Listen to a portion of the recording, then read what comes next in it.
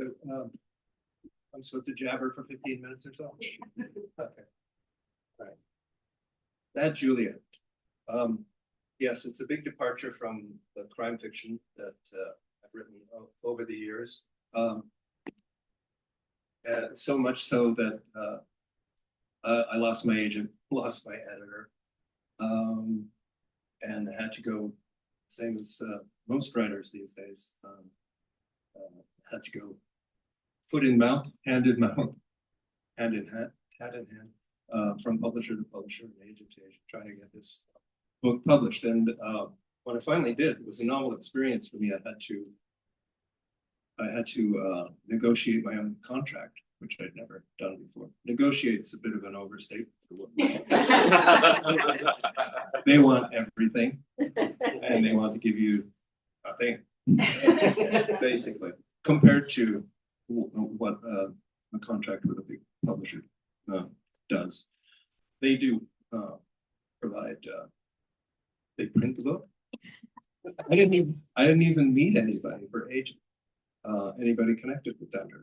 But when it came time to negotiate this contract with the publisher, Lady Megan, the one thing I insisted on that we put in the contract was the title is and will remain Bad Julia, because I knew that some people thought it was a bit odd, and it is a bit unusual. That's one of the reasons I like it, but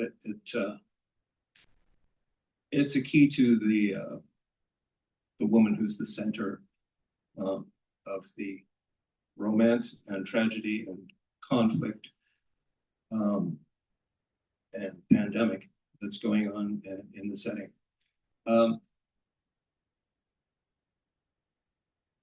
It's set 100 years ago, roughly, in Saranac Lake in upstate New York. At that time, it was a world-renowned center for the treatment of tuberculosis, pulmonary tuberculosis. And the way I got into that was just because the area is so gorgeous, and my wife and I go there every year, and we just absolutely love it. To me, it's odd because I'm Canadian, but I feel most at home in the middle of the Adirondacks, sitting on a porch in the middle of a storm, reading, while Jen is off climbing a mountain or something. But one day at this lodge we stayed at, somebody had left a book called The Cure Cottages of Saranac Lake. I didn't know what a cure cottage was. I knew Saranac Lake existed, and I knew there'd been some kind of asylum or sanitarium there. And it turns out it has an amazing history. This little town, it's about a population of about 5,000 now, I think. In 1915, I don't think there were any towns that had over 500 people in them. Saranac Lake, because of its sanitarium, had over 7,000 people, had its own police force, had 11 hotels just within the city limits, because when you have 1,000 patients, you have lots of relatives coming to visit, doctors coming to treat them, nurses coming to treat them, and so on. And the sanitarium was so famous as a research institute as well as treatment center that they had to turn away lots of patients all the time. And the locals just decided they could help. And they altered the architecture of their homes and built additional porches on them, glassed-in porches, where you could open the windows all year round, so that patients could sit out in the cool, dry mountain air and the sunlight all year round, no matter what the temperature was. And the temperature in Saranac Lake often gets to, it's like Algonquin Bay, really. It's often the coldest place in continental United States. It gets down to 30 below regularly and often to 40 below. And no matter what the weather, the patients sit out on these porches wrapped in their blankets. They're glassed in, of course, so that they do warm up a bit. But they would do that for hours a day for often years on end. The minimum stay was about 3 months. Quite common stay would be 3 years. Many people stayed for as long as 10 years. But so these locals, just normal people, not medical people, arranged their houses in such a way that they could take, some took only one patient, some took two, some took 8, and some built an addition on their house or joined their house with one next door. And so they could have as many as 16 patients. There was nothing amateur about it. They were overseen by several medical agencies, public medical agencies. So the patients were well looked after there. But I thought, wow, that is quite a setting. I mean, that's pretty amazing. That these little houses full of people with a very contagious disease. And learning about the treatment of tuberculosis was fascinating to me, but I really wanted to explore the social effects of it. One of the things about tuberculosis at the time was, because it's a communicable disease and because it was associated with poverty, there was a great stigma attached to it. The romantic associations with it, go back to John Keats, were long gone because it was well established that it thrived in dirt, overcrowding, terrible working conditions, bad ventilation, that kind of stuff. And it would spread through families if went untreated. So when someone was diagnosed with it, say you were a young married woman and you got diagnosed with tuberculosis, you might find yourself divorced before you knew it. You go for treatment and find that you had no family to go back to. People would lose their jobs like that. I mean, their lives, many lives were ruined. And of course, it was very isolated at the time. It's a matter of quite a long train trip, 10 hours, I think, or 12 hours from New York City to Saranac Lake, which is about 130 miles due south of Montreal. So I thought this should be, one of the quirks about it was, as I did my research, was that I couldn't find anything about what must have been an awful lot of heartbreak and sorrow, because not only was there divorce and job loss at one end, in Saranac Lake, these were young people because tuberculosis tended to strike people between the ages of 16 and 34. Young people of opposite sexes, living together, isolated, facing an early death. Plus tuberculosis is, sufferers are prone to high excitable fevers. I mean, there couldn't be a better recipe for bad romances and good. And there was even a term that was developed. It was called cousining, because you weren't allowed to have visitors of the opposite sex unless they were part of your family. So people developed a lot of cousins. But even so, there were a lot of restrictions on how you could visit and so on.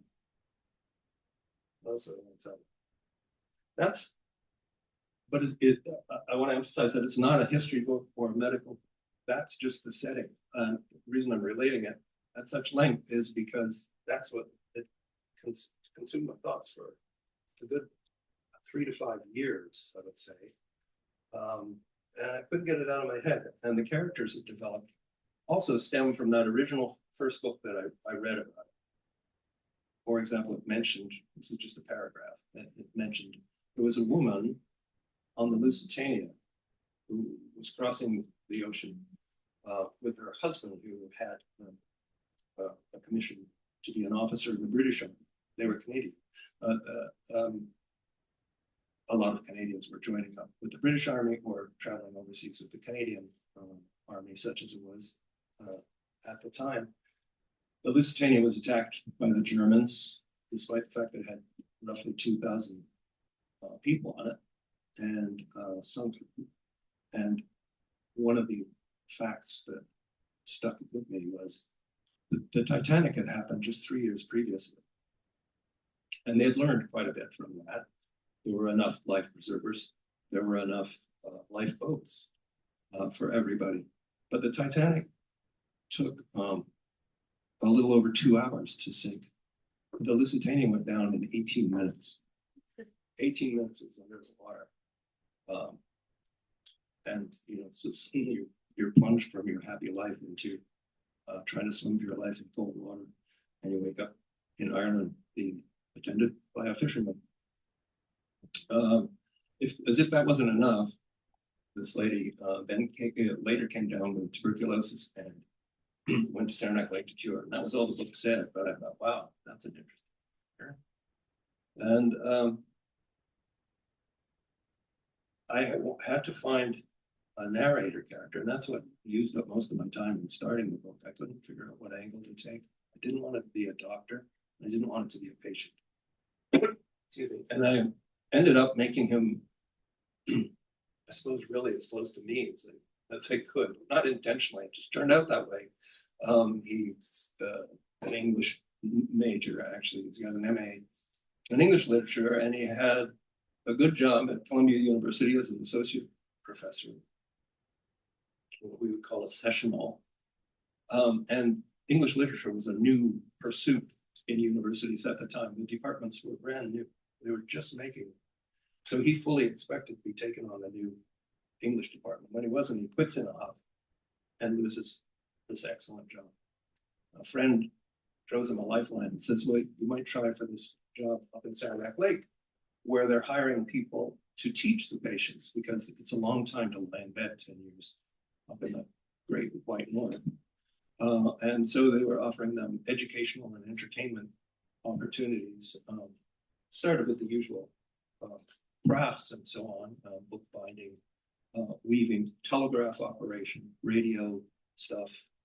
And then they expanded to art history, art, and English literature. So that's my guy's job. He has to go from house to house and talk to patients about books, get them interested in books and find books that he thinks they'll like, etc. Encourage them to appreciate poetry and prose in ways they wouldn't have before. And in the course of that, as you might expect, he falls in love with a beautiful woman who has an aura of tragedy about her because she was in the Lusitania. And she's depressed because her husband died on the Lusitania. And he tries to bring her out of herself, encourages her to write a memoir, as well as talk about books with him. And she does, and as he learns more and more about her, first he starts falling in love with her more, but then some of the stuff doesn't add up. That doesn't seem to make sense. And the more she writes, the more problems he has with it. And that's complication one. And the other one is the Saranac Lake was full of entertainers. That was another reason I latched onto this as a great setting. Was the agent and impresario William Morris set up another sanitarium that was just for his clients at first, which were vaudevillians and silent film actors and musicians. And gradually, it came to house hundreds of them. So in addition to wealthy people and business people and normal middle class and lower class people, there were these world-class entertainers there, Broadway people and so on. So again, I thought, well, it's like a gift, you know, when you start thinking about a setting and the characters are just already there, not the individual characters, but the potential for a character. So the woman whose name is not actually Juliet, it's Sarah, she is actually in love with a playwright called Jasper Keene. He's very flamboyant, very talented, rather funny, very paternal, but also pretty controlling guy. But he takes Paul, the narrator, under his wing. And the narrator's thrilled because it's a famous guy who's interested in his work and so on. So the three of them become friends. But this book is a hard one to give you hooks for because there's a couple of big surprises in it, the most important events in the thing, and I can't really tell you how, but it becomes plain that several very important things about Sarah are not true or are exaggerated. And they have a falling, and then he tries to find a way to believe her. And her memoir, meanwhile, moves back to her childhood, and she tells him even more disturbing stuff about that. It's not all disturbing. She loves her father, who was also killed in the Lusitania. And he was an artist, a photographer of the kind that, not a documentary photographer, he would stage scenes from classical literature or the Bible or from Shakespeare, and he used his 13-year-old daughter often as his model for Ophelia or Puck or whoever, Iphigenia. And one of the more memorable things is he tries to get her to pose for Juliet's moment of suicide, and she makes the comment for the first time that she made a terrible Juliet. She would make a terrible Juliet. She doesn't see herself as a tragic figure, which is odd because pretty much everybody else does. Anyway, I think that's pretty much it in terms of the soup that I throw these people into. All I'll say other than that is it was a struggle, but when I finally got the narrator down, I was very happy with that. I'd only done a little bit of first-person narration before in the last Cardinal book. There was about a quarter of the book is narrated by an Arctic scientist, and I really enjoyed doing that. And in this, once I decided he was a professor, I really enjoyed doing him as the narrator. He is narrating it from 1954, looking back at his earlier life, which is good because it means he can be a bit of a twit in his old life, but still good company. You know what I mean? So I'm just going to read a little preface. It's just 2 paragraphs, and then let's skip ahead 2 pages to a brief scene that introduces you to a couple of people. When a novelist has reached a certain age, the idea of writing an autobiography threatens to become irresistible. Ask Margaret Atwood. I didn't know that was coming at the time. An author may feel the need to settle old scores or set the record straight, or perhaps unveil the scope and glory of an exciting life. The urge may reflect an ego inflated, needy, punctured, or otherwise damaged, so that the writing of a lengthy explanation of why I did what I did may seem not only seductive, but downright medicinal. And compared to the invention of 300 pages of fiction, the stenography of memories can appear easy. It isn't. Whatever my own impetus for writing an autobiography, however, I abandoned the project before I got as far as chapter 2. The reason is simple. It had become clear that there was only one part of my life that I felt truly compelled to set down. The story takes place 40 years ago in a transcendently peculiar town surrounded by the mountains of upstate New York. In that town, peopled by doctors and patients, haunted by deadly disease, I met 2 people who would teach me that everything I knew about love and trust and friendship was wrong. The love was real, the lessons painful, and although 1915 is a long way from 1954, the moments and scenes that follow remain forever vivid in my mind. New York City, 1954. Then in chapter 1, after Paul has lost his job, his old friend, who actually got him that job, has invited him out for dinner. His name is Simon, and he's the one who speaks first. Have you ever heard, he asked me, of a place called Saranac Lake? Of course. The sanitarium's famous. Simon nodded. World famous. A sudden fear gripped me. Wait a minute, you're not saying you... No, I'm not sick, God forbid. He rapped smartly on the tabletop to ward off infection. I have a friend up there, a physician named Alex Tisson, an old pal from Hopkins. He works at the sanitarium. It's funny in a way. The North Country is a mighty come down for him. He had a thriving practice on Park Avenue, treating wealthy neurasthenics, which I gather is the medical equivalent to striking one. Anyway, one day he received the news that he had tuberculosis, both lungs. Can you imagine? It's like getting the death sentence. It is a death sentence. Dire indeed. He got a second opinion from a tuberculosis expert who wrote out a referral right then and there. He was admitted to the Adirondack Sanitarium, got treated, and much to his own surprise, got well. He was so taken with what he still calls, the passion and expertise of the place, that he elected to stay, just folded up his New York practice for good, and has been up there ever since, treating patients and doing research. More power to him. Seems a grim line of work, though. One has to think not, otherwise a man of Tissig's character would never stay. I don't hear from him all that often, but the last time I did, he was highly enthusiastic about a new program he was developing for the patients. I thought treatment consisted entirely of bed rest. Largely, not entirely. Tissig told me that one of the biggest problems they face is patient apathy. It's not much of a life lying in bed month after month, and it must begin to seem pretty pointless after a while. To fight this malaise, he's developed a whole department devoted to patient enrichment, which is where you come. They have various people teaching the patients languages, others teaching them practical skills from shorthand to telegraph operation to bookbinding, and they're expanding further still into art history and English literature. He's hiring lecturers? Lecturers, no, tutors. The patients are mostly immobile, practically so, and the teacher must go to the pupil, make his rounds, like the doctors. It pays decently considering meals and housing are covered. Anyway, he needs an English literature professor, the teacher, and the job is probably yours if you want it. First, I said, thank you.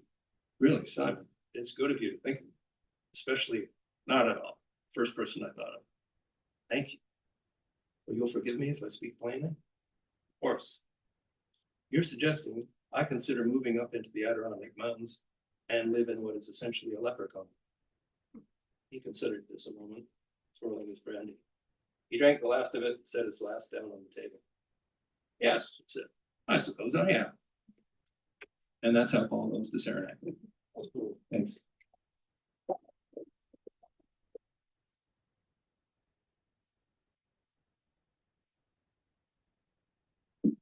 Thank you so much. We got a Zoom bombed. Uh-oh. Yes. So the recording might not have the first part of your talk. Oh. What does it have? They actually managed to get, what's that? The audio will be fine. But Yeah. The video. Who bothers to do that? Like It's not happening again. For some three, reason. Yeah. yeah. I meant to go in. I mean, I won't agree with it. I meant to go in. It's these.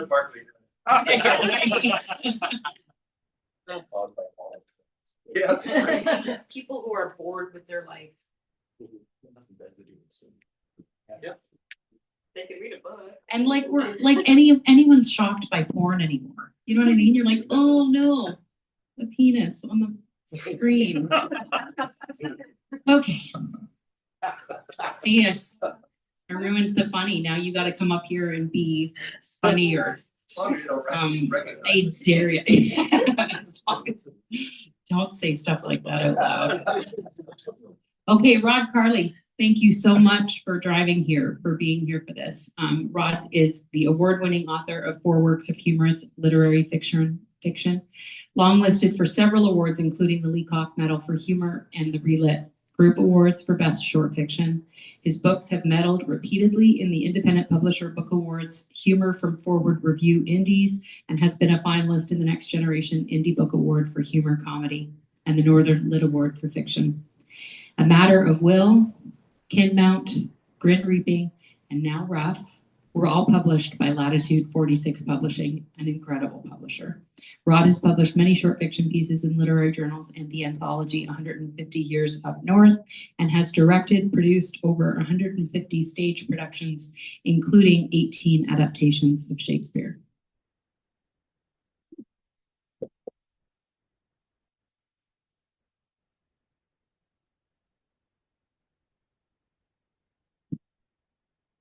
Great. First off, I want to thank Allison for having me here.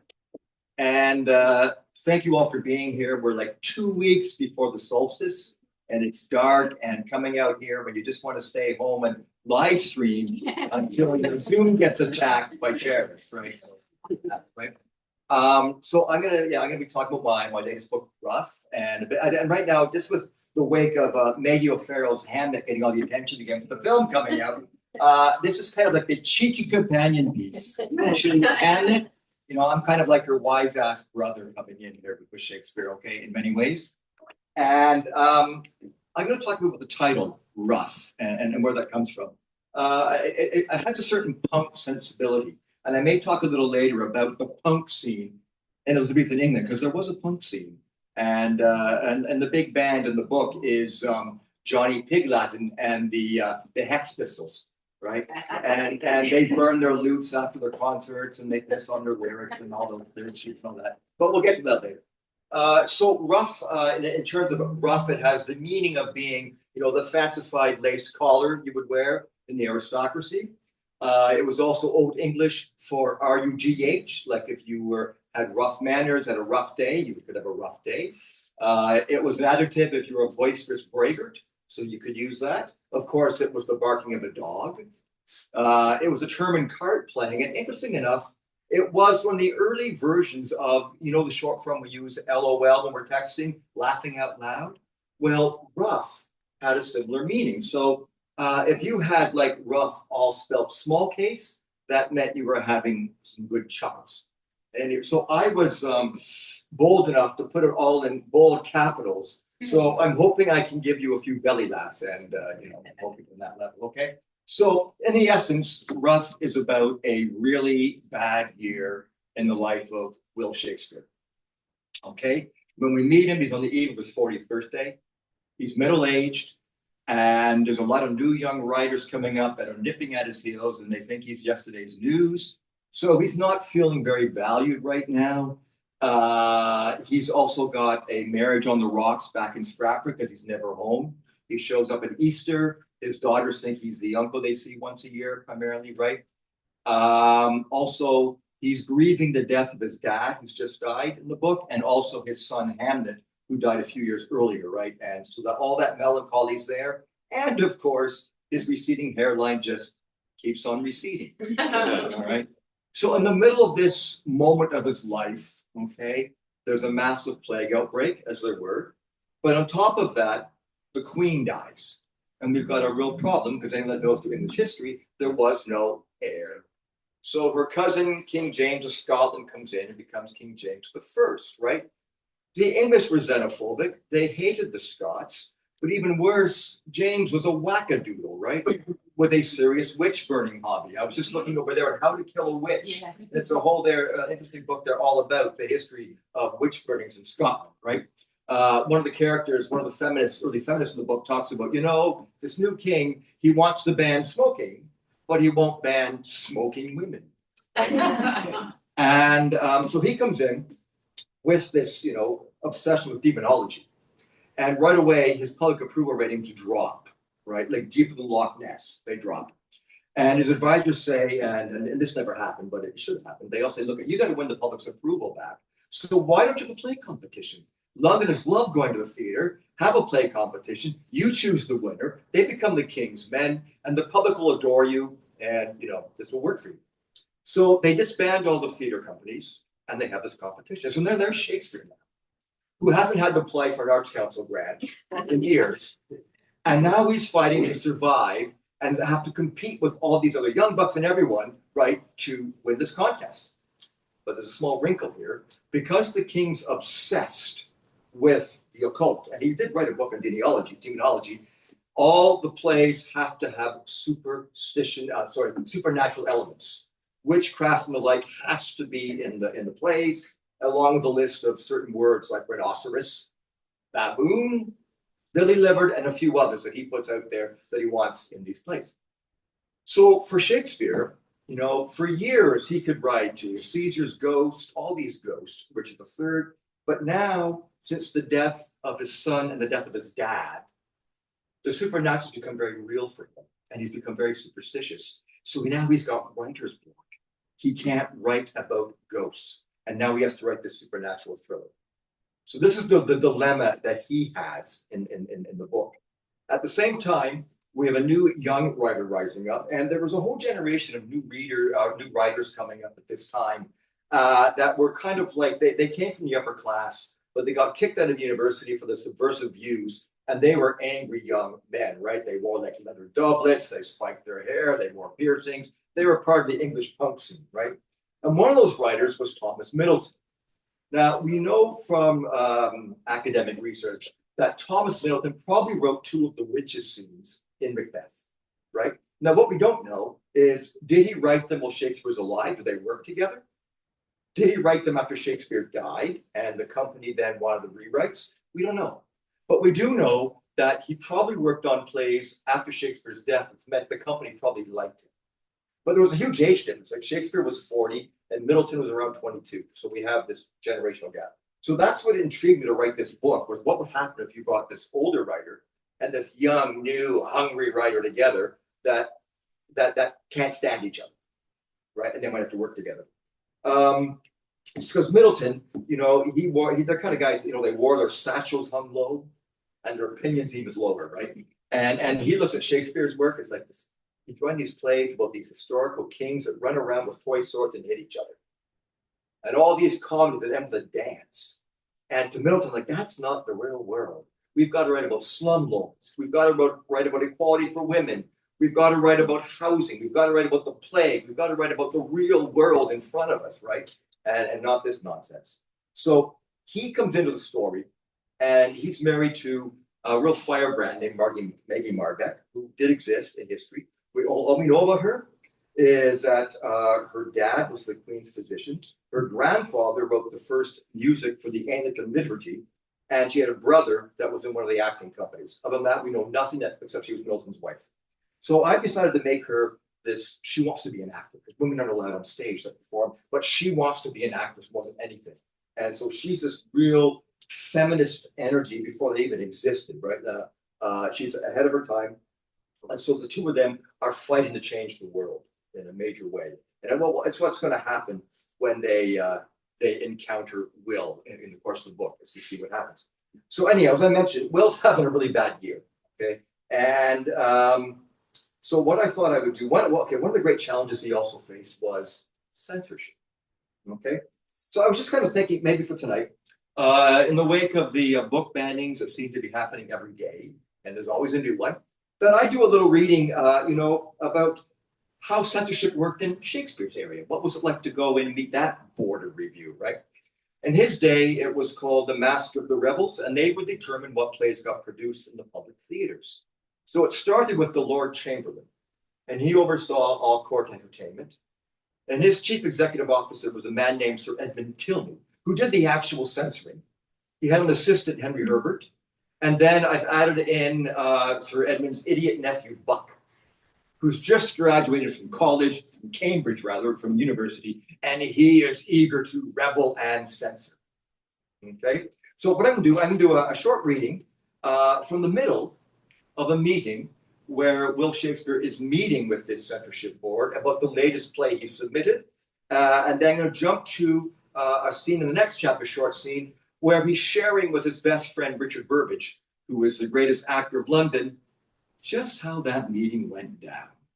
Okay, and I chose these scenes because they're heavy in dialogue, and the book is heavy in dialogue, because in Shakespeare's day, they talked about going to hear a play. So I wanted to live in the voices of these characters who enjoyed their wit and whatnot. So anyhow, hopefully you'll enjoy. Okay, here we go. So right in the middle of the meeting, we'll pick up right in the middle of the meeting. Now, William, we all know you've worked hard on this, said the Lord Chamberlain with a consoling smile. You're very close to the script, but we've worked hard too. Hear us out a little. Couldn't the daughters be fairies? Said Buck. Will glared at Buck. The rest of the room nodded in agreement. No, no, no, Will grimaced. The daughters can't be fairies. How about 3 fairies who get lost in the forest and one of them has the head of an ass? Said Harry. Not a Spaniard, but an ass nonetheless. A cute little donkey, and she sings and makes jokes. I don't think you understand, said Will. I don't think you understand, said Sir Edmund, firing back. Wait a minute, exclaimed Harry. I've got it. Let's face it. We all know the script is due down. William, you know it, we know it. But what if, well, or forget Lear for a second. What if the daughters have 3 Venetian suitors, okay? There are no Venetians in King Lear, for Christ's sakes. Language, Mr. Shakespeare. The Lord Chamberlain's voice dropped an octave lower. Sorry, Will sputtered, but instead of Lear, who was basically an unattractive guy, said Sir Edmund, I think we can all agree. Harry took his cue. He's not very sympathetic. Buck piled on. I'll say. The rapid-fire tennis match resumed. He drools. He doesn't bathe. He has twigs in his hair. Jesus wore twigs in his hair, said Will. And look what happened to him, said the Lord Chamberlain. William, I think we all know when we have a producible play, interrupted Sir Edmund. When we have a hero who thinks his daughter is a joint stool, screams at the weather, farts in the wind, not to mention is mathematically challenged, and his own conception of simple division, we don't have a play. When we have fairies frolicking in the woods with foreigners or shipwrecked by sea monsters, then we have a play. Okay, and then we pick up in his apartment with Richard Burbage. I thought I was on to something. Will felt a tightness in his chest. I was pursuing ideas of delegation, dysfunction, and decentralization. But no, a delirious dad and his devious daughters is too dark and depressing. That sentence had a lot of D's in it, Burbage teased, trying to lighten Will's melancholy mood. I alliterate when I'm upset. Will sagged back in his chair. There wasn't one thing they liked. So now it's fairies, foreigners, and Falstaff. The 4 of them can kiss my ass. Oh, a tongue-in-cheek comedy, grinned Burbage. We can all thank Kit Marlowe. Will pulled in his earring. To Kit. Burbage found any excuse to raise a cup. He never sweated the petty things, but always petted the sweaty things. Kit's birth guaranteed him advancement, Will swallowed, while mine precluded it. He was the son of a cobbler, Burbage refused to join Will's pity party. Hardly a guarantee of anything except dry feet.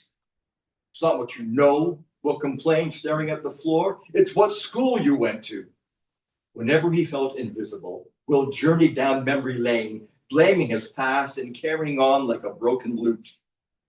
It's always been that way, said Burbage good-humoredly. It's the way of the world.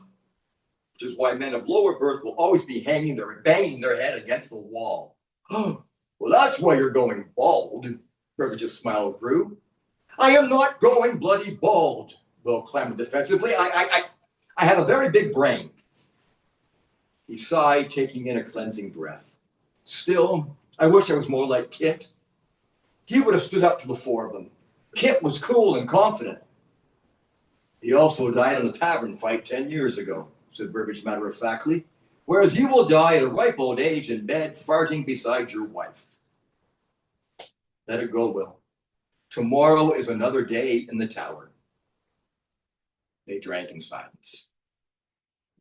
So that's what we'll take.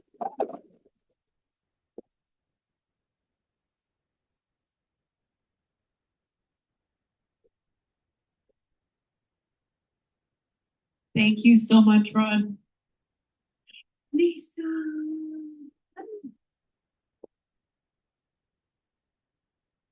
Everyone jealous of my glasses, Shane? How are you? Good. You're gonna watch me. Yeah. This is the second time Lisa has been to Junction Meet, right? Oh, very, very excited. Lisa de Nikolits is the award-winning author of 12 published novels, all from Inanna Publications, a feminist press that I am giddy is still here. There was a risk. She has appeared on recommended reading lists from all over Canada, including the CBC's 65 Works of Canadian Fiction to Watch. She has been longlisted for a Sunburst Award for Excellence in Canadian Literature of the Fantastic and has been a finalist in the International Book Awards. Her novel, No Fury Like That, was published in Italian in 2019 by Edizione Le Assassine. Assassine. Her short fiction and poetry have also been published in various international anthologies and journals, and she is a member of the Mesdames of Mayhem. Lisa.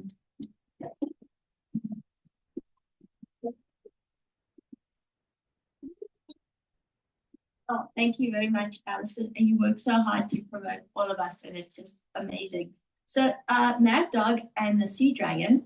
I didn't really prepare a lot about the book. It's kind of like it's a dark, delightfully comedic noir thriller jam-packed with mob villains of old and starring a kick-ass 50s style harem. And then I wanted to spend most of the time actually reading from it. And the chapter that I chose was The Flatulent Gangster. When Enzo, he's the gangster, arrived, he didn't do much explaining at all. He took off his shoes, undid his trousers, sat down on the bed, and started eating broken pastries from the box with his fingers. The box was meant to last him for a few days, but he motored through the stash like a starving man, hoovering down one thing after another and inhaling a mash of cakes and pies. I went to the kitchen and grabbed some napkins and passed them to him, trying not to notice the crumbs that were flying onto the satin bed sheets. My bed sheets. Oh, get a grip, Jessica. Nothing in here was mine. If he wanted to wipe his bottom with the sheets, there was nothing I could say. I needed the cash and the decor to secure a business deal. Enzo gestured with a mangled cannolo.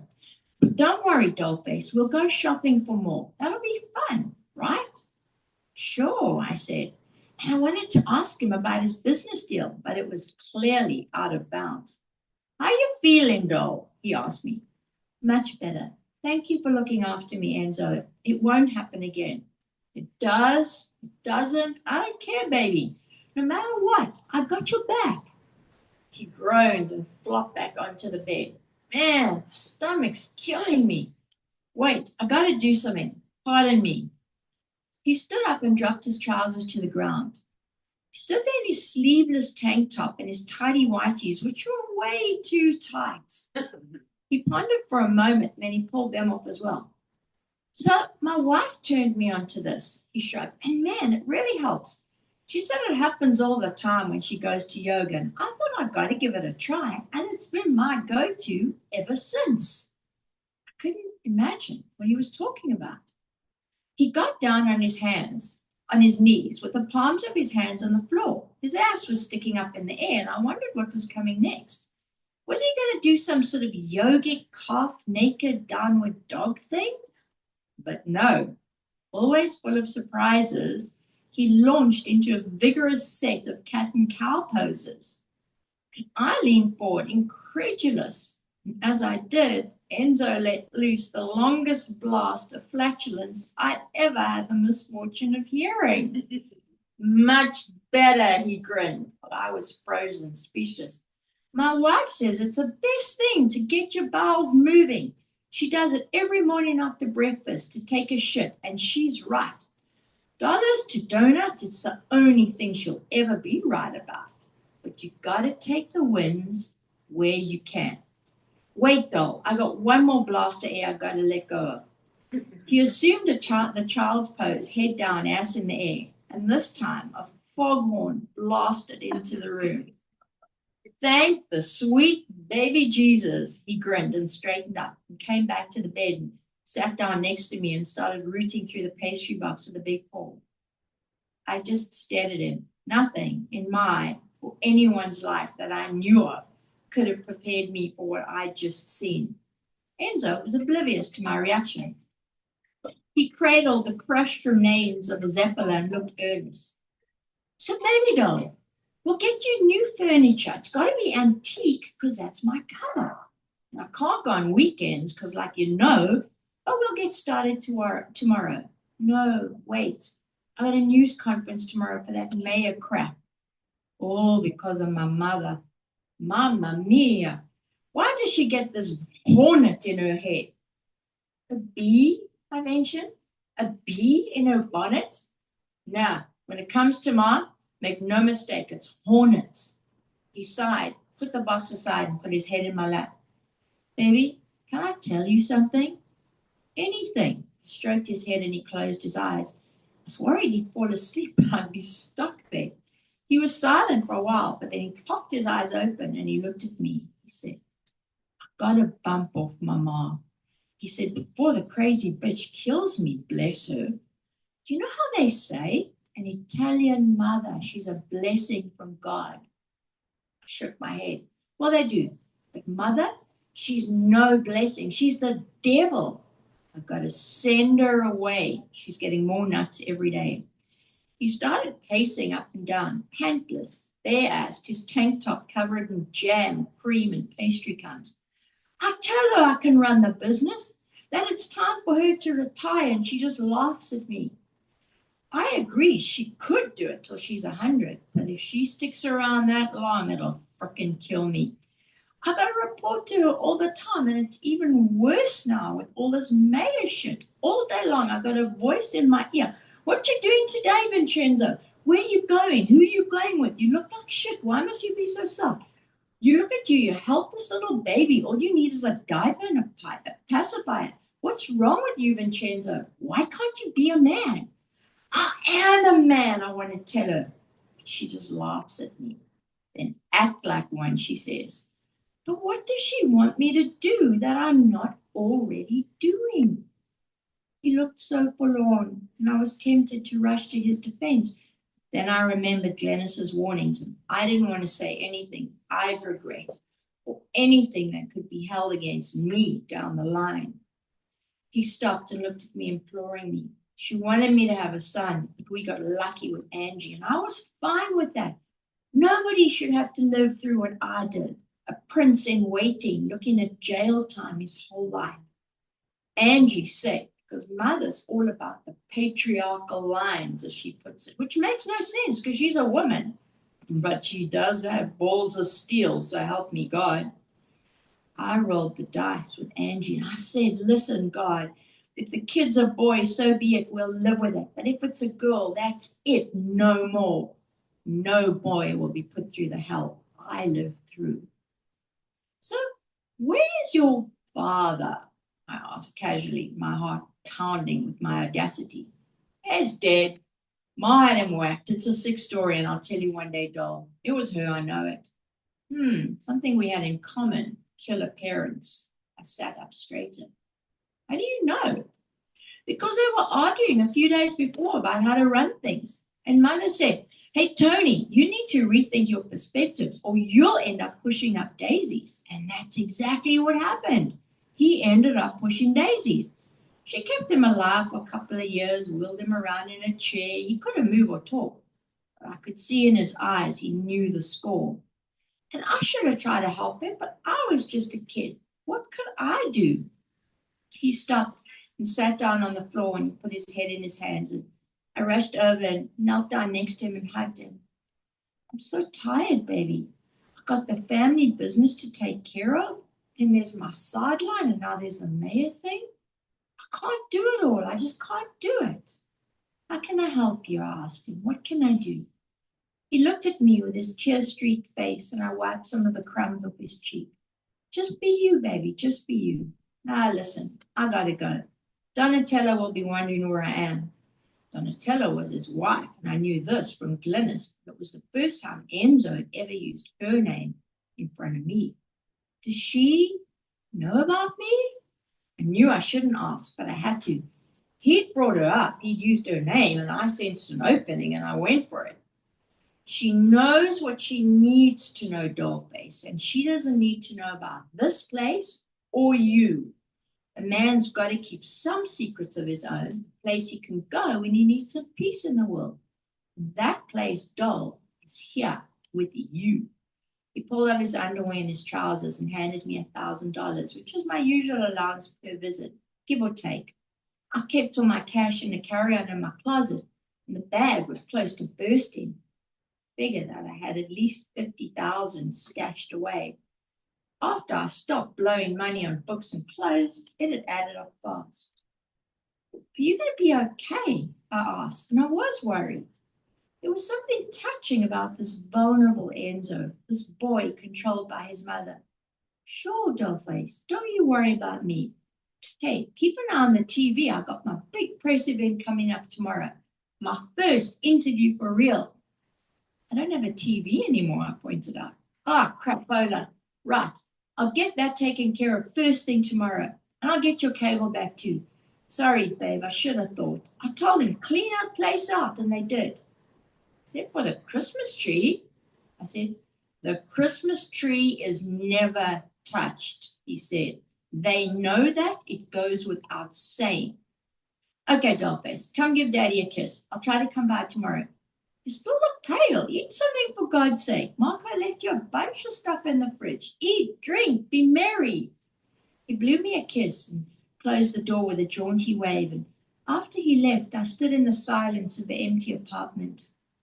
Then I laid my dressing room stool across the living room, and I sat and blew smoke rings while I watched Daisy, the sea dragon, dart around. I'm so sorry I got you into this, I told her. You should be in an ocean somewhere with other sea dragons. She seemed to smile at me, like she didn't care. She was just happy to see me, and her little face was so beautiful that my eyes filled with tears. Enzo had stuck me in a cage, and I did the same to Daisy. I'm so sorry, my Princess Daisy, I said, and tears dripped down my face. So much for me getting a grip. And it wasn't my fault. The apartment felt downright freaky. It had a deserted air to it, like the carnival had left town. Maybe a family had died by their own hand. Everyone drank the Kool-Aid and they left their ghosts lying on the floor. I never thought I'd miss the piles of cabinets and chairs and tables and vases and lamps, but I did. The emptiness made me lonely, and what if I got taken out too? It could happen in the blink of an eye. I thought Enzo had loved all his stuff, and now look, it was all gone. The same thing could happen to me. And now he'd taken me into his confidence, and who knows, he might regret it. If he did bump me off too, then all that would be left would be a dent in the carpet, and that, over time, would spring up. So, there you go, Mad Dog and the Sea Dragon.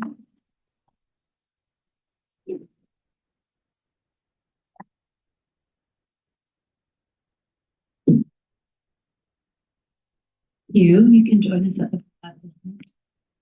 Giles, Rod.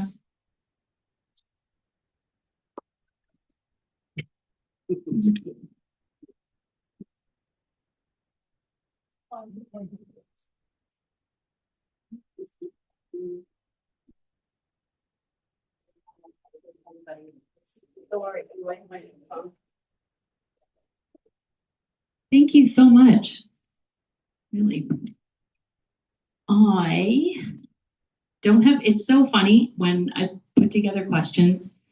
I didn't put together as many questions this time because I always feel like I steal the oxygen from the room.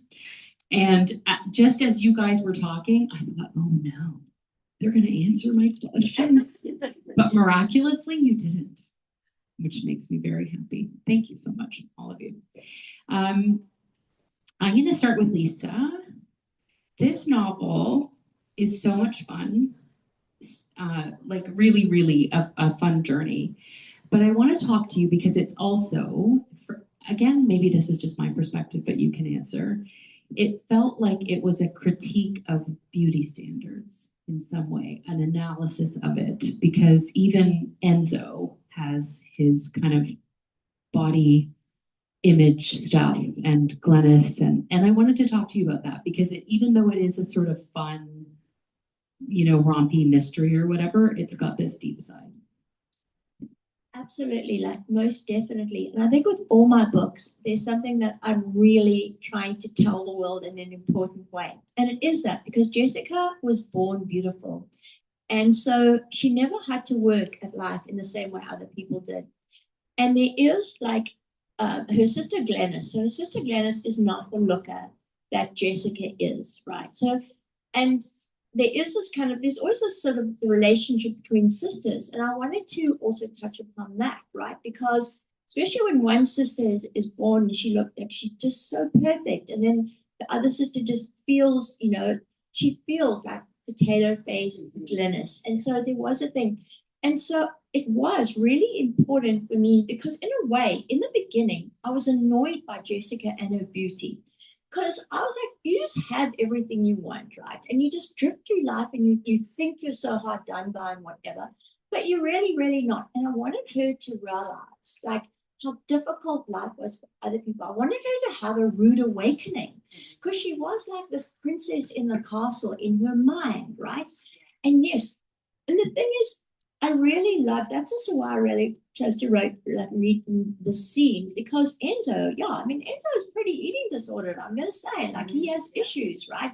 I mean, he drinks too much, he has a whole bunch of things, but I really loved, like that scene wrote itself and it touched my heart that, like there's Enzo and he's losing it in such a, I don't know, like a way where you just want to like really help him.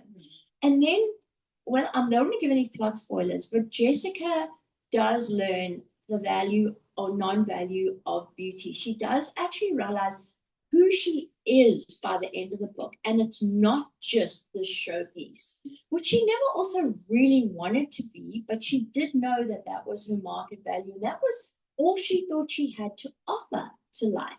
But by the end of the book, she realizes that she's feisty and strong, and she's got a whole lot more to offer. And along the way as well, now that I won't give a plot spoiler, but her beauty is ravaged, is destroyed. And she actually welcomes that because she doesn't want to be this perfect, person anymore because she's realized that that's not who she wants to be on this planet. So her journey in this book is a really interesting one. And she wasn't that way initially. She was a bit backward. I'm like, no, and you have to suffer a bit here. And so yeah, I was happy with also who she became by the end of it. So yeah, sorry, that was a bit long-winded. No, that's all right. Thank you. Great characters. I have a character question that I'm going to have you all answer. But Rod, I'm going to go to you. You got very close to answering this question, which I was going to start waving my hands. No, I wasn't. So RUFF is set 400. This is Rod's question too, by the way. I should say I'm not. This is not my genius. RUFF is set 420 years ago. It has relevance to our world today in so many ways outside of what you talked about in the intro to the book. And I want to know, what do you think Shakespeare would have to say about what's happening now in relation to censorship and book banning, but also to other issues that you bring up in the book? Okay.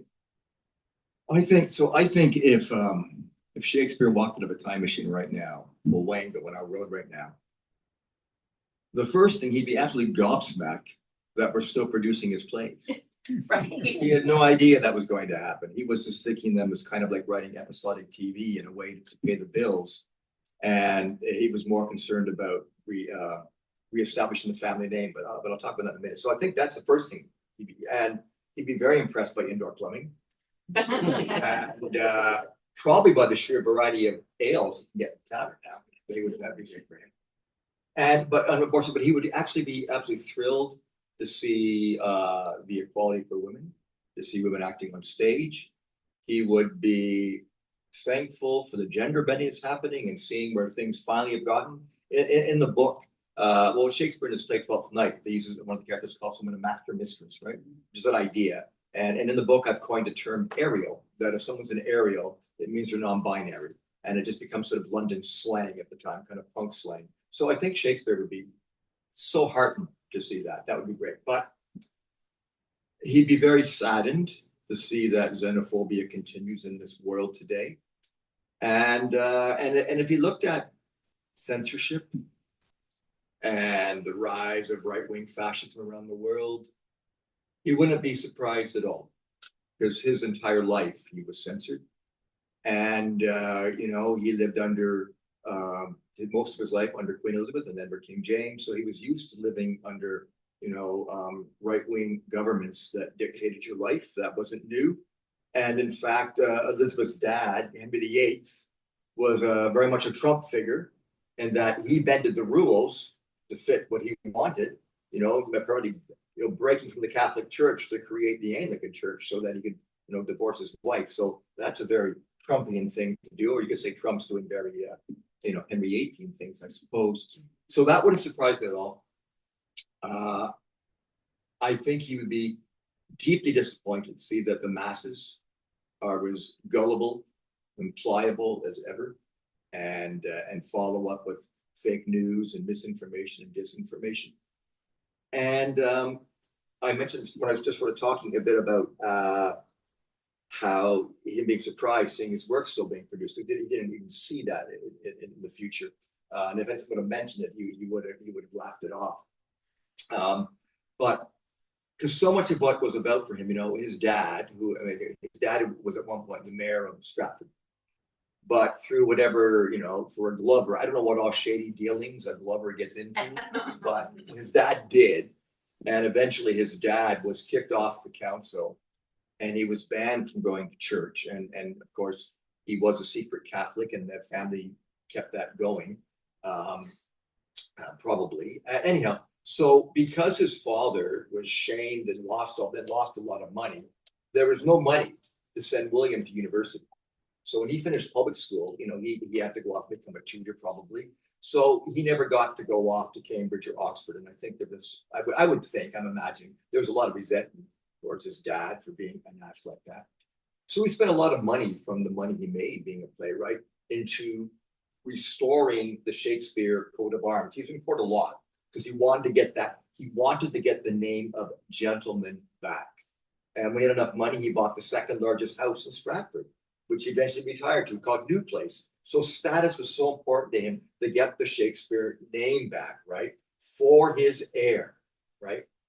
Well, his only son died, and within 2 generations, his daughters, they married, they never had sons. So he had been so saddened to come back and find out that he never had an heir, and that the Shakespeare name, in terms of his part of it, ended after his 2 daughters, and that all he was obsessed about was an heir and the Shakespeare name continuing as a gentleman with honor. And probably out of everything, that would be most disappointed about to come back and find that out, right? Yeah. I think. Yeah.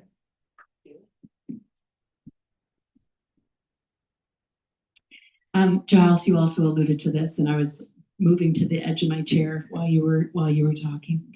The novel is structured in a very unique way. I described it as Gatsby-esque when I was describing it to someone, but rather than the first person not existing in the novel, Paul is in the novel, but it still feels at the end of reading it that it's very much Sarah's story. Maybe that's me as a woman reading it, but when I finished it, I felt that this really was Sarah's story. And I wanted to talk to you about the structure in choosing the first person, but in having so much of Sarah's memoir quoted throughout.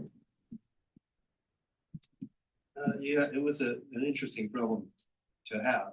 I didn't see how, having decided on a first person narrator, I didn't see how I could have him narrate her childhood, for example, or her experiences on the Lusitania. I mean, you could try that at the beginning of a chapter, a summary or something, but that would take the drama out. It's much more interesting to have her talk about her strange childhood and the awful events on the Lusitania. At first I thought it would be through her talking, and it was only actually, it's because I was reading the autobiography of Leonard Woolf about the Bloomsbury group, and they had a thing called the Memoir Club. I think they met once a month, and somebody would read just a page or two of something from their past, preferably something they're embarrassed about, and they would abuse each other in this way or offend each other in this way, actually. Because Sarah is so melancholy, he's trying to bring her out of herself, and he hits upon the idea of a memoir club, getting several of the patients to write memoirs. Hers is the one that really interests him. course. So then I had the question of, well, should I interleave chapters where she's narrating, where we switch to her memoir? And I thought, well, that would require a change of style to be realistic, and I prefer to have a unified style throughout the whole thing. And also, I thought it would be a bit jarring, and so I tried to find a way to subtly move from his narration into hers, and I do that by saying that, you know, she wrote this down, and you know, I remember a lot of it because I read it, and she wasn't just talking to me, but he also had to. She demands that he destroy those papers. It's 40 years later. So what he's narrating is his memory of her memoir and her talk about her life. So it does end up, I think, folding well into his narration.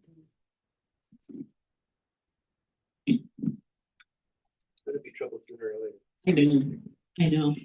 I just don't stand up at the end before I stand. I'm actually skipping Christopher Columbus.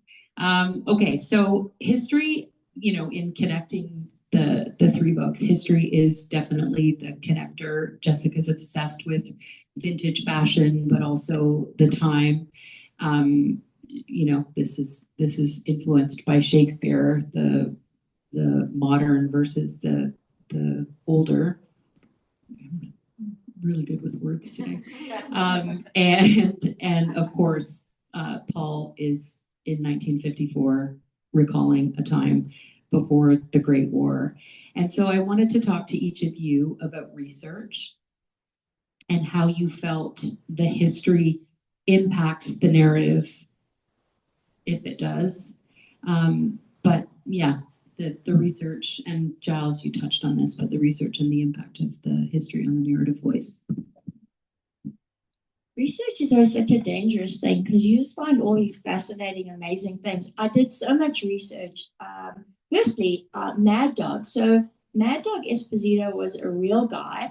And how this book came about was that my husband and I, as a photographer, we went to an art gallery, and there was a shot taken by Ouija of Mad Dog Esposito. And Ouija was a photographer in the 1950s. So then I fell down this rabbit hole of researching about Ouija. And I have to say, I thought that Mad Dog looked wildly attractive, and I thought he looked like a really sexy character. And so I had to write about Mad Dog Esposito.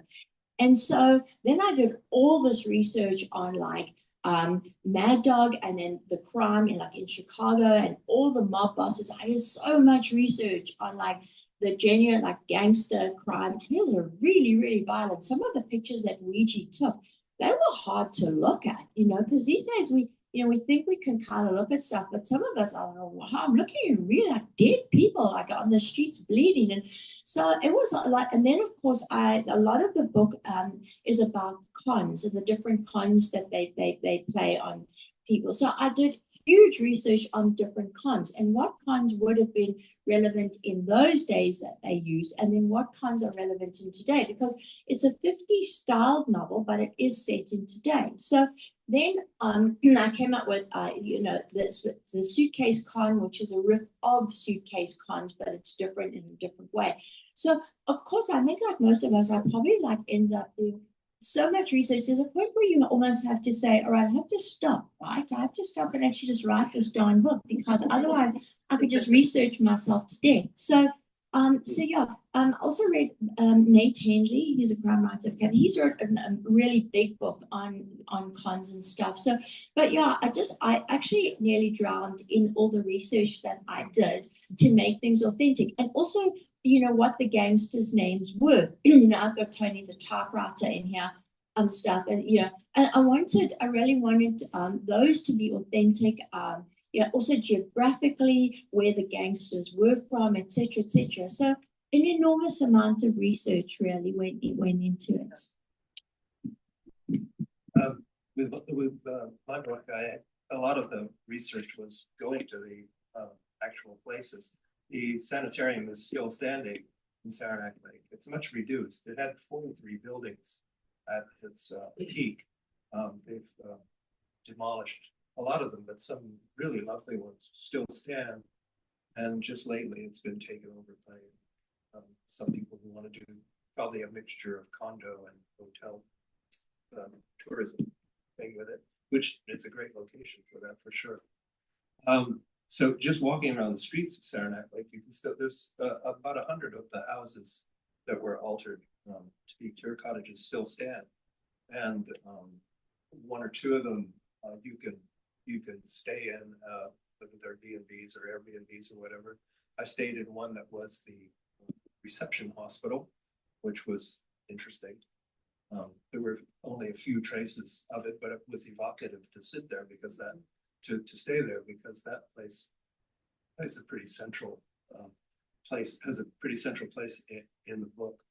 But Saranac Lake, one of the great things about that town is they have a very lively and dedicated historical society, and they've preserved the lab where the research was done and made it into an interesting little museum. And there's the house where the founder lived and worked.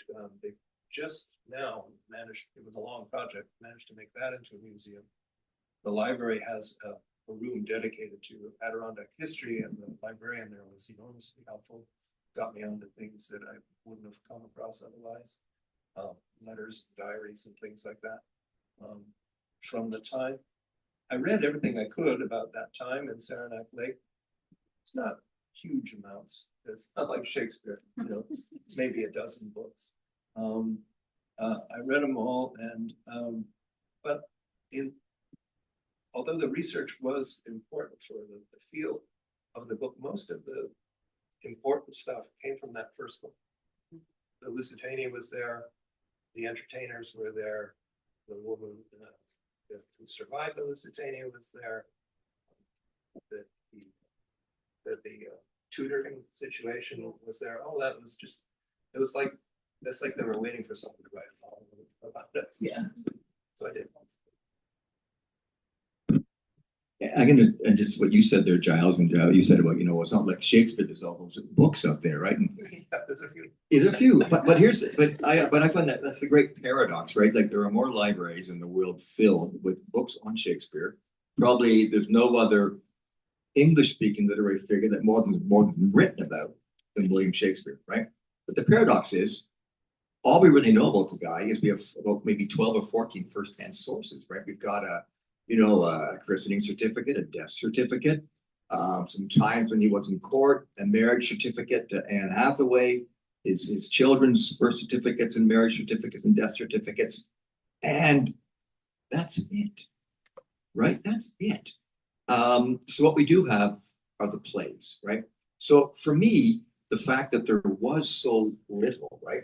Those tidbits were enough to feed my really overactive literary imagination, right? And it gave me great permission to go where I wanted with the book, right? And but I did know what I wanted to do was make sure I brought Shakespeare off any kind of pedestal, any kind of reverence, and get him down on the ground where he belonged, and as a human being, with all of that. And so where we have to go to are the plays. That's what we got. That's what we got to find out who you might read. You know, when we read autobiographies on writers and find out their lives and how much of their fictions and you see their actual life in it. So it's kind of what we do with I think with Shakespeare. And I've been directing Shakespeare for about 40 years, and I fell in love with the first folio when I was in university, which is the original manuscripts that were published in 1623, right? And I worked from those because that's the closest we can maybe get to what is author intent, maybe at that time. And the interesting thing is, I mentioned like Shakespeare being surprised his plays are being produced. I should have added that. The only reason they are is because two of the actors in his company, Hemmings and Condell, the two of them, 7 years after his death, managed to get all the different copies. There were pirated versions. I mean, what a job that would have been to get them all together and published in one first folio. So and if they hadn't done that, we wouldn't have his plays. They're kind of like the unsung heroes of English literary history.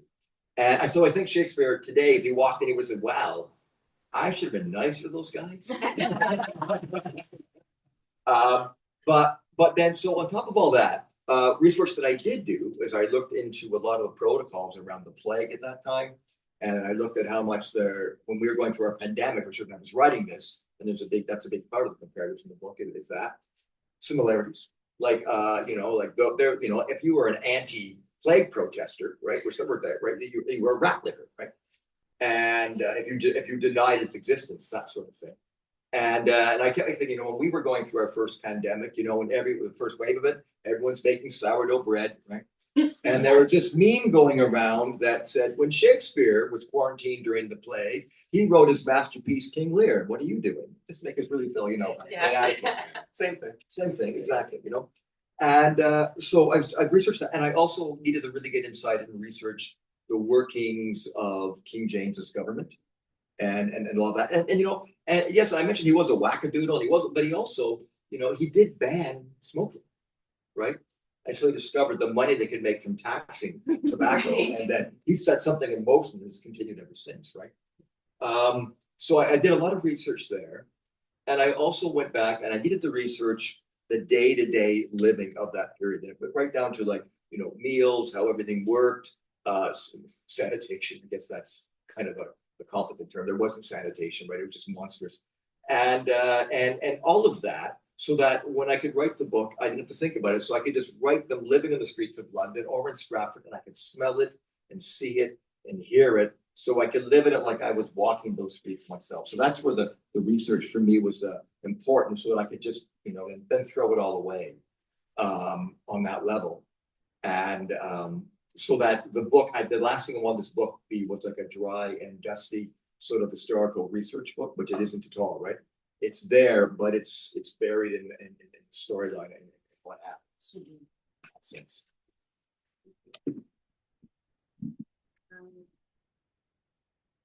Does anyone else have any questions? So I love characters. This question is going to be about characters and character development, a very writerly question. Apologies to the non-writers in the room, if there is anybody. If I had to choose anything, setting, place, whatever, characters would be the best. And each of you do a fantastic job of developing your characters. And so I want to talk to you about that. Again, this is a very writerly question. If you could answer it from a writerly perspective, what you hoped readers might glean from each of your characters in, a sort of bigger world way. I think I really just wanted them to feel as if there was no one in the world except them and those characters. I think that was the goal that I wanted. I mean, I loved every character in this, like Trevor. I just love Trevor. So Trevor's just one of the bodyguards, and he's just so funny, and he's kind of like this Jean-Claude Van Damme from 1987 type character, and of course, he doesn't love that. And so I wrote people that I loved hanging out with and that I wanted people to hang out with. And so they were very distinct from the other characters that I've written. I also really am quite mystical. I really think characters are kind of out there, and then they take over your brain, and that they come and they insist upon who they are and stuff, because I started, wanting, although I did try, and I said to Jessica at one point, you're really very vapid, and I find you very boring. And we had this bit of a heart-to-heart, and then, we chatted about how she could, develop a backbone of steel and stuff. So, I really get very engrossed. I literally do, talk to them, and, we have these discussions. Who do you want to be? No, you can't be that. And it's like, it's just the best part, I think, of writing the book. None of that sounds familiar to me. I don't really know about how I write character per se. I mean, the one thing I do, which kind of relates to Shakespeare, when I'm developing a novel before I start writing pages, is I do a dramatis personae. Just a one-line description of each character, 2 lines at most, because that clarifies for me their function in the story, and it will almost certainly change from my initial idea about it, but usually that kernel of what their role will be stays there. So I know that once Paul falls in love with somebody, there's got to be some conflict there, right? So what could be wrong with Sarah? Well, turns out there's a lot wrong with Sarah. And yet she has to be compelling. You have to want to find out, and you don't want to dislike her. You have to want her to be someone that you want to like, and so on. And yet there has to be stuff about her that she has some slaying goes on. And then I wasn't, and I knew there would have to be other conflicts. So it's an old story, having her be in love with somebody else. None of us is familiar with that sensation, right? So there was that.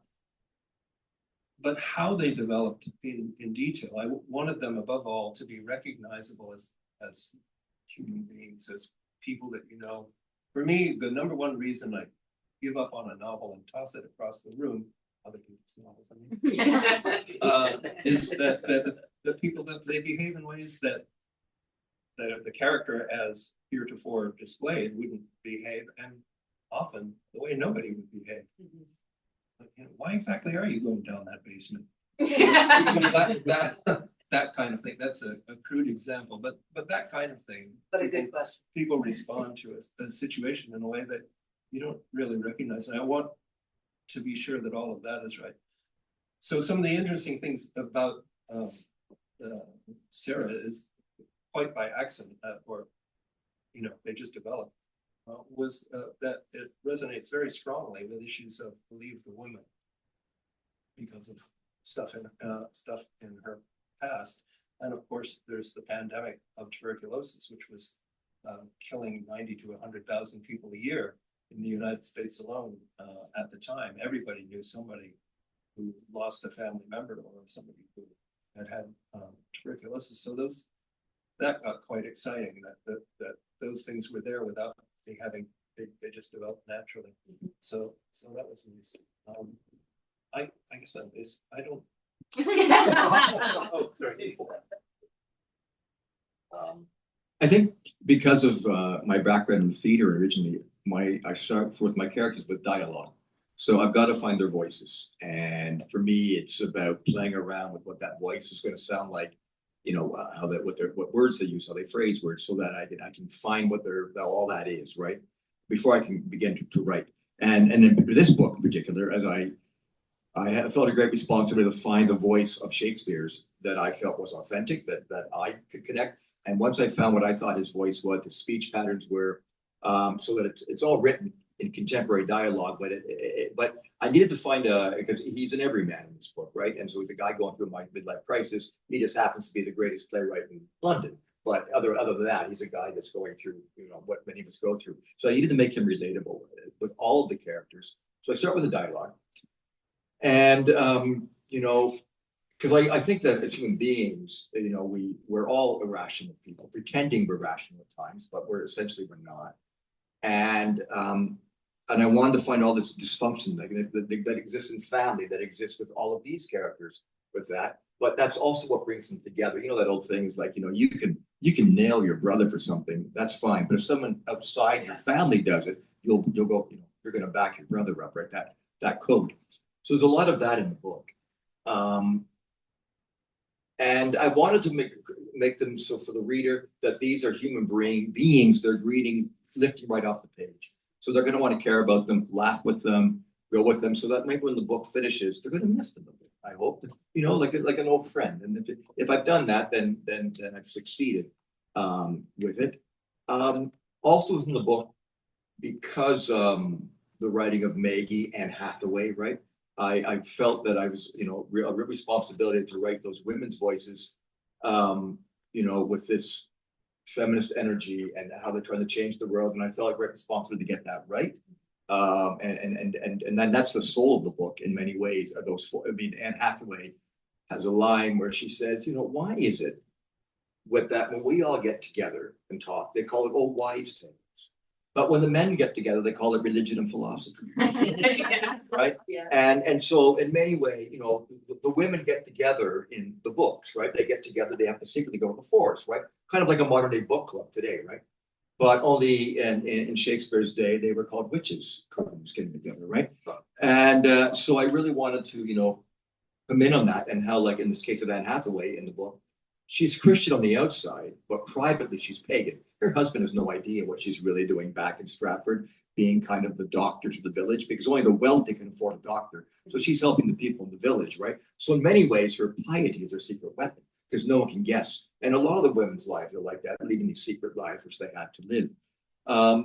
So capturing that was really important for me. And, you know, no matter, like there is a villain in the book, there's a character named Trapdoor, who's a leftover from the medieval ages, but his job is to hunt down Catholics. So his mission in the book is to hunt down Shakespeare and prove he's a Catholic so he can execute him. And even in this, you know, he's a vicious piece of business. But even in writing that, it's finding a way in that an audience can connect with that character and see what made them become that way, right? Right? Because there's no, it's just a villain is a villain. There's reasons that they do horrible things. So trying to do all that work, I guess I'm just saying I just want to make sure that their humanity comes across, that it's relatable for the reader. They want to go on the journey with them, right? Like they want to see that ring land in, you know, up in Mordor. They want to go on that long journey with them.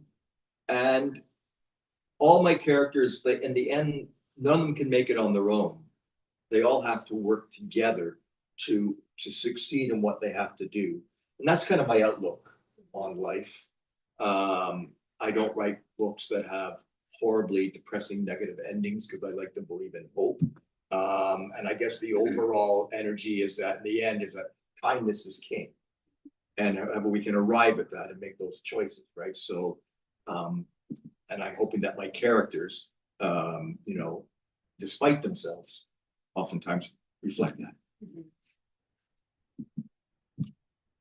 Thank you so much, all of you. Your characters are all authentic, but very unique. And I'm grateful to have been able to read them and to talk with you today.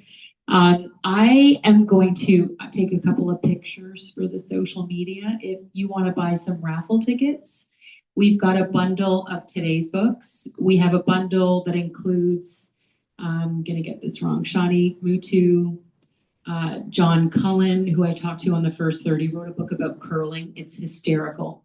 As the Earth Dreams, a collection of speculative stories by Black writers. And there's another one in that other collection, or is there just 3? Okay, so if you want to buy raffle tickets, you can. I'm going to take some pictures and then I'm going to raffle. I have one question. Yes. Oh, there you go. What's on your back burners? What's on your back burner? What are you working on now? Currently, there's 3 things. One is a novel called That Time I Killed You, which is coming out next year. So I'm working with the publisher, actually a different publisher to Inanna. That's going to come out in May 2026 of next year. So we're working together on edits on that. Then I've got a book called The Bag Lady of Borrowed Luck, which I received some feedback from Inanna and also from Woolsack and Wynn. So I want to rewrite that, and that's going to be quite a massive undertaking. And then there's a 3rd book that's banging around in my head called Second Floor South that I'm really, really wanting to write. And then I also have to write a short story for the Mesdames of Mayhem anthology that's coming up next year called The Power of 13. So there's a lot to do. yeah. I'm avoiding writing 2 different novels. I have finished another one that I hope to publish. I've been noodling 2 books and I've set them both aside because neither wants to be written. I've developed this weird habit of getting halfway through a novel, deciding it's terrible, putting it aside, starting another one, getting halfway through that one, and then going back to the first one and finishing that one, and then going back to the second one and finishing that one. It's no way to live. Anyway, so I'm taking a break from those 2, and at the moment, for some reason, I've started hammering out these little essays. I don't write essays. I'm just doing it to write something. It isn't a novel, and I have no intention of publishing them. I probably won't even finish them. but it keeps my hand in. I'm waiting for an idea that really engages me to either finish one of those novels or start another one. So I have a novel, it was finished. My editor's sitting at the back there, Randall Perry. If you need a great editor, I recommend him right there at the back. And a fantastic, lovely to work with. Just a great guy. Anyhow, so I have a book, Fossil Fool, which is in the hands of my agent, who has been making the rounds. It's become making the rounds, submissions, which is so much fun, isn't it? So I love it. I love it. You know, it's like having gum surgery without an anesthetic. It's way fun. So it's making the rounds, but I don't know, but sometimes as a character when you're writing a book, I think, and we all talk about when I'm writing, the characters in the book I'm writing are more real to me often than the people in my own life, right? And when I want to, I know, and to the chagrin of friends and family in many ways around me, but because I'm living in it, and that's all I can think about, and they come to me in dreams at night, and I have to wake up. So it's just, exactly, right? And occasionally we create a character, and I get very protective. It's like I call them like the little gerbils that I put in my pocket. And I've got to make sure no one steps on them or crushes them, or they got to be fed. And occasionally you get a character like that. And there's a character in Ruff who only has a cameo in it. But I fell in love with this character writing it. And I don't want to give anything, but anyhow, so I've taken this character, and now they're getting their own book. They're getting their own book, and I'm about 2/3 through it right now. And I'm really enjoying living in it. And all I can say about it is, I forget his name, but he was on Matt Galloway 2 months ago, but he said that animal rights is the next frontier. And so all I can tell you is this is looking at an animal rights situation from a medieval point of view. Right. And U of T just announced in August that their law school is actually now going to have a 3-year degree person in animal rights. So it's moving. So anyhow, so it's sort of like it's going to be about that, but only back set in 1556, if that can make any sense. Cats are not getting the vote. Cats aren't getting the vote.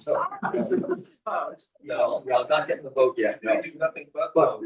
But there is something I got the publishers right here at the back, so I can announce there is something that's coming up. Okay, and I won't be on, but anyway, during the pandemic, and I've got 3 cats, and the eldest cat is Hilton. He's a tabby cat, and he's not a mouser. He refuses to mouse. He likes to lounge, read books, and that sort of thing, right? And so during the pandemic, I was reading him Fitzgerald's The Great Gatsby, right? And then I let him know, and on December 31st, 2020, The Great Gatsby entered the public domain. Yeah. And Hilton said, well, what does that mean? And it was good because I went to York and minored in creative writing there in theater. But while I was at York, I learned to speak tabby, so I could have these conversations with Hilton. And I explained to him that means that you can do whatever you want with The Great Gatsby. You can turn it into whatever you want. So Hilton said to me, well, could I catify it? I said, well, why not? So Hilton he would do kind of like Dickens put out some of his stuff. He would put out on Facebook during the 21 every 2 weeks or so a catification of a chapter, right? With Jay Catsby and Nick Cataway and Tomcat Burmese and Myrtle Whisker and all of those characters, right? And so anyhow, and he was doing this for a lark, he wanted to give it a laugh. But then there was some feedback from people, cat lovers and book readers, that said, hey, when's Hilton going to publish The Great Gatsby? And I said, what? That was, anyhow. So over the years, it has now evolved. So Hilton sat down and he eventually finished the book. And now he's finished the book. And he reached out and he got this wonderful illustrator in the Eastern Towns of Quebec named Juliette Moran, who then illustrated it. So, because he was very clear, he wanted a full color picture with each chapter and then sketch drawings, a bit like what Shepard did for Mill and that sort of thing. So Who's his agent? my agent. That's the really thing. Hilton, I think, is the only cat in Canada that has a literary agent. And when my agent signed me, they put a picture up. They wanted my bio and they wanted Hilton's bio. So Hilton has it. Anyhow, that's a different story. But anyhow, took you because I wanted Hilton. I know that. Exactly. That's it. He's what my cat. You don't care about me. Anyhow. So it's been sitting around for anyhow. So, but now, and Heidi von Palesk was a brilliant writer, brilliant actor, but also it's a lovely boutique brand called Smart House Books. So, The Great Gatsby is going to see the light of day Well, Hilton's entering his seventh life, you know, he doesn't want it published posthumously, he made that very clear to me, and I don't want that. So it's going to come out, sort of be coming out next fall for next year's Christmas season. Nice. And it'll be The Great Gatsby by Hilton, right? A catification of the F. Fitzgerald classic, right? And I'm thrilled for him, you know, and he's quite happy. I just told him, you He's know. worked so hard. He's worked so hard, you know? And I've already talked to him about the evils of catnip and whatnot, so, you know, and so, you know, but to keep us, you know, keep us head on the ground. But I'm excited, and so Heidi will be publishing it, and we're making the rounds next fall. Okay, we have an online question, sorry.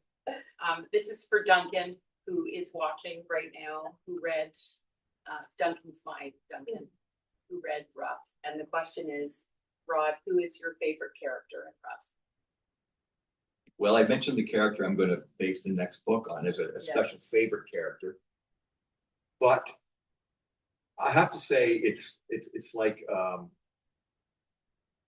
saying who's my favorite cat. I just can't, right? But I like all of the characters. But Duncan, there's one character, and thank you. I met Duncan. Thank you. I met Duncan on independent book public. Where are you? Where am I looking at, Duncan? Right up there. The phone on the. Can you see it? Can you see it? On the It's pedestal. hard to see. Yeah. Yeah, it was Monday. Hey, Duncan. Hi. Good. Yes, it's really nice meeting you at a Blue Heron on Independent Bookstore Day, right back in April. It was great meeting you. And but there's a character I created named Nat, who is non-binary, right, in the book, and is very young, and they lost their mom in childbirth when they were born, so it has to deal with a lot of well, you know, the attacks of the general public in terms of how they identify, but within the acting company, everyone wraps around and looks after them, right? But that character is the kindest character in the book. And no matter what happens, they're the optimist. Yeah. Things are going to work out. And it's impossible. Things will work out. You're the greatest writer in England. You're the greatest. Right? But somehow this character remains, you know, against all odds, positive, gentle, kind, and is true to themselves all the way through, which is why I wrote the character that way, right? I really wanted that character to speak to that. And so whenever I was writing scenes with that character, I could feel my own heart grow bigger with the love I had for this character, but also this character who just spread love everywhere and refused to be beaten down by the system. So thanks for the question. There you go. Thank you. Does anyone want to go buy raffle tickets, or should I just do the raffle? I'm gonna regret it. I'm gonna go get one. Okay, I'm gonna go buy the winning one. All right, I'm gonna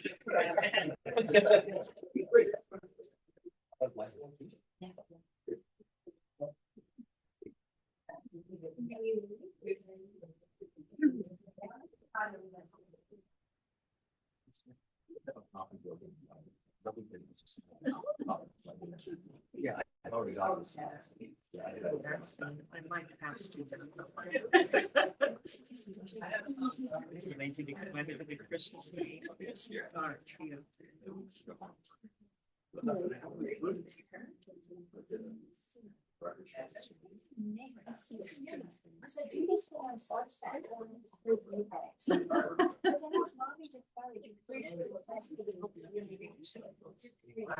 Oh my goodness.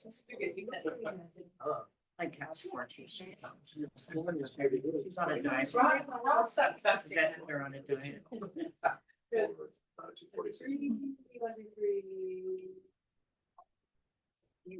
You.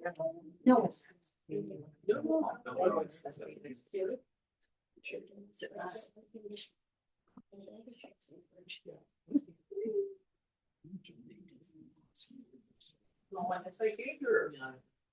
You're way a lot. It's just pain. Balancing.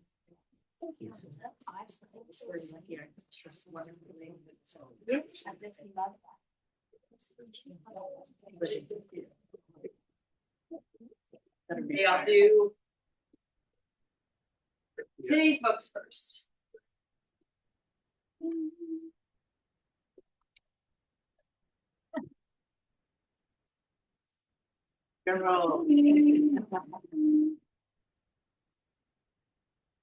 Having them around to make things big. One wants to be full. Randall Perry.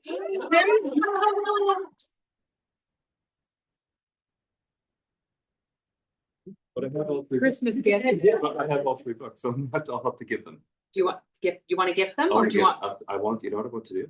I want you to draw again, Okay. because I have all three books. You sure? Yeah, oh yeah, draw again. So someone else, so something bad. This will be a Kevin's situation. One more than one. time. all again.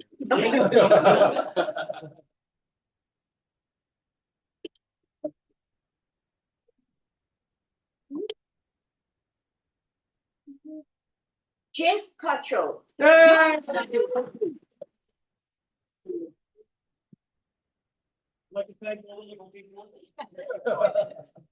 Okay, these three, Shawnee Mutu's Starry Night, John Cullen's Curling Rocks. Honestly, if you have anybody who is a real small town Canadian person, they're gonna love that book. And As the Earth Dreams, this collection of short stories is fantastic.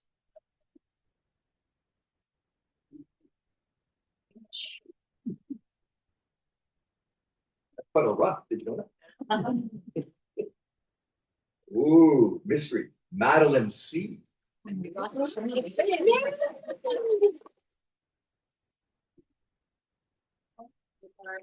All fantastic books. I've read all of them. They're very good.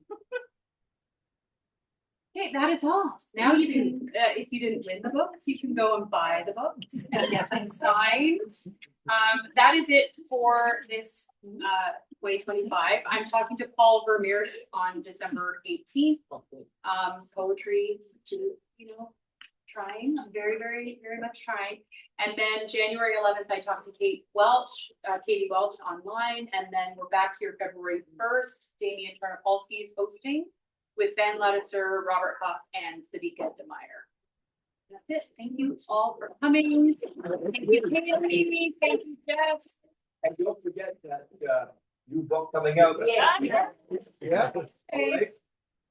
Yeah.